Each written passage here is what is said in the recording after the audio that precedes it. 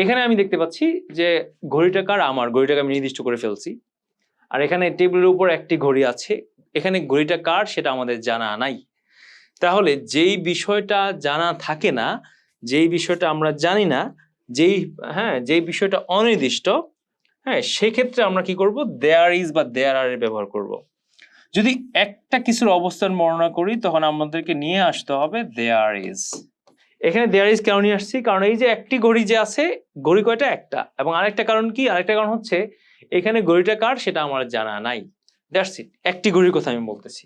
তাহলে there is a, একটি ঘড়ি আছে। ইংরেজি ভাষা হচ্ছে উল্টা, আছে দিয়ে শুরু করছি তাই না? বাংলা ভাষায় আছে, ইংরেজি ভাষায় আগে চলে আসছে আছে।